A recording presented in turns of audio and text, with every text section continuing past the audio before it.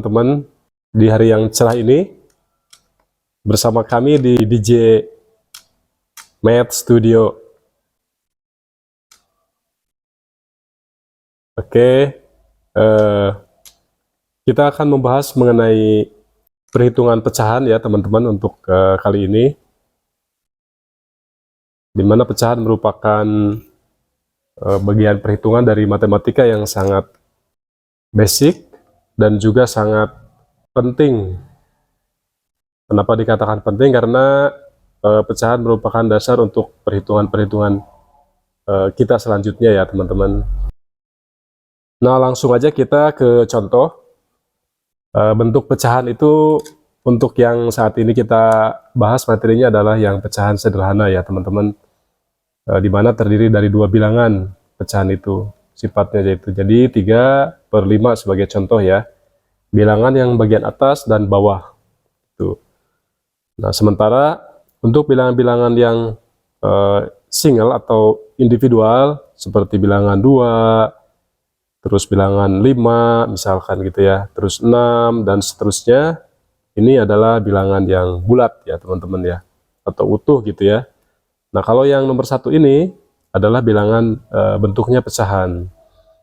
Nah, kemudian pecahan ini kita bisa lihat dari karakternya ya, atau sifatnya. Pertama, terdiri dari dua bilangan, di mana bagian atas dan bawah gitu ya. Kemudian yang kedua,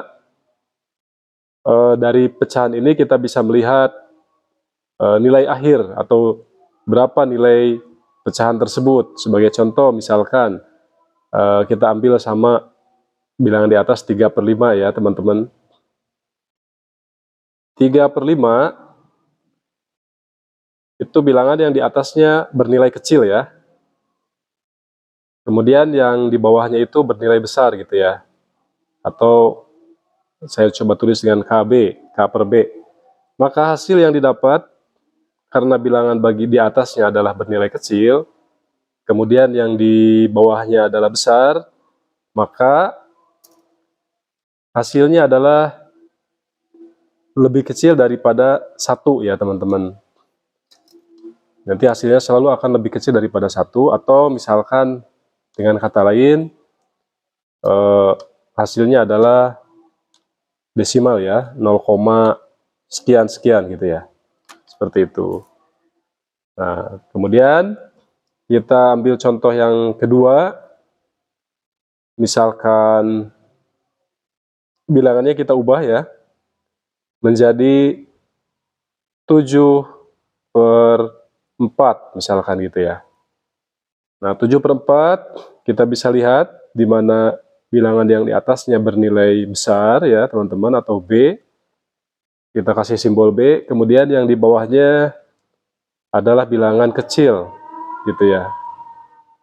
Karena 4 lebih kecil dari bilangan dari 7 ya nilainya. Nah, maka di sini kita akan memperoleh hasil akhir dari 7/4 ini adalah bilangan yang lebih besar dari 1 ya teman-teman ya, gitu. Atau bisa dikatakan bernilai 1, sekian gitu ya. Mungkin nanti akan ada pelajaran lanjutan mengenai persamaan atau hasil senilai dari pecahan-pecahan kedua pecahan tersebut di atas gitu ya. Oke, mungkin dari kedua nilai pecahan atau contoh soal di atas kita bisa melihat bahwa konsep dasar dari pecahan itu adalah seperti yang barusan dijelaskan. Nah, kemudian kita ambil contoh yang lain misalkan gitu ya. Sebagai contoh 4/9 gitu ya teman-teman ya. Nah, ini bilangan di atas bernilai kecil, kemudian yang di bawahnya adalah bernilai besar ya teman-teman. Maka nilai yang dihasilkan adalah lebih kecil daripada 1 ya, gitu. Atau nilainya 0, sekian. Kemudian contoh yang selanjutnya, misalkan bilangan kita coba acak ya. 7/12 gitu teman-teman. Di sini kita lihat bagian atasnya adalah kecil, kemudian di bawahnya adalah besar, maka sama seperti di atas, maka hasil yang diperoleh akan lebih kecil daripada 1 ya, atau sama dengan 0, sekian sekian sekian. Nilainya ada, nanti akan kita bahas di materi kita selanjutnya teman-teman. Kemudian yang terakhir, kita ambil contoh lagi, misalkan 8/3 gitu ya. Nah, 8/3 kita bisa lihat bahwa angka di atas itu bernilai besar, kemudian angka di bawah itu bernilai kecil, sehingga hasil yang diperoleh nanti adalah lebih besar daripada 1, atau 1, sekian sekian sekian. Oke, baik, mungkin demikian materi dasar yang bisa kita bahas saat ini teman-teman mengenai pecahan.